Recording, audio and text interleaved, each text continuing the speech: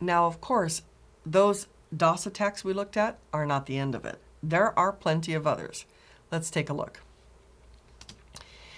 There's an oldie but goodie called the land attack, where we actually spoof a source IP and port to try to get the victim to start a session with itself. And there used to be ports where a server would stream out characters, or it would echo whatever you sent to it. Well, wouldn't it be fun if we could take that streaming characters, and they used to use it just to make sure that the network was working. This is back in the days before we had digital networks. It was all analog.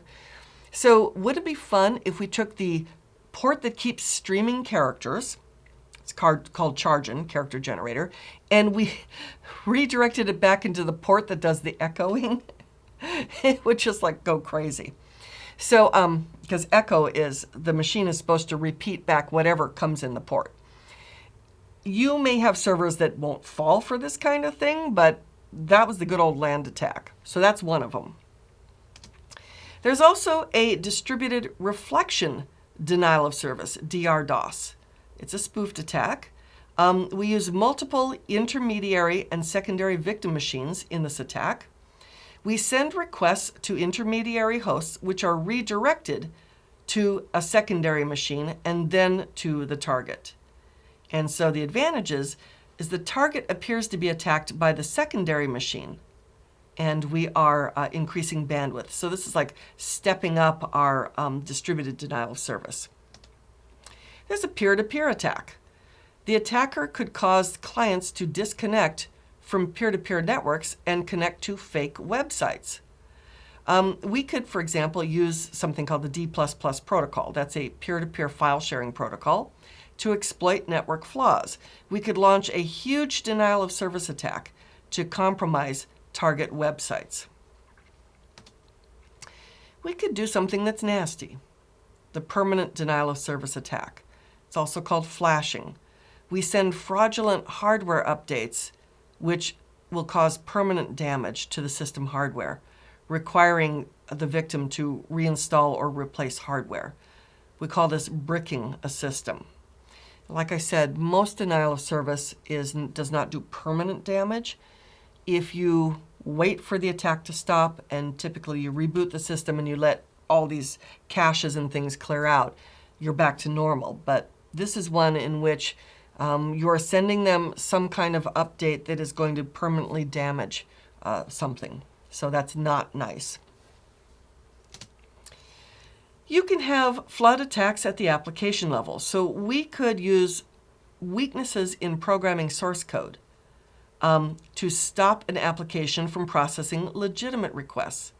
So it would cause temporary loss of service for the network and temporarily halt service to apps and to other services. So we could try to flood web apps, or disrupt service to certain systems or people, or create malicious SQL queries to jam app database connections. There are loads of tools. Here are only a few. Pandora DDoS Bot Toolkit, Derail, DOS HTTP, Banglados, Tor's Hammer, cute, Anonymous DOS, Davoset, Pyloris, Low Orbit Ion Cannon, LOIC, I love this one, or the High Orbit Ion Cannon.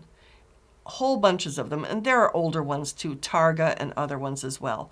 So, and you can see like some even actually run on Android. Gotta love this. Are you dead yet, Hulk? Okay.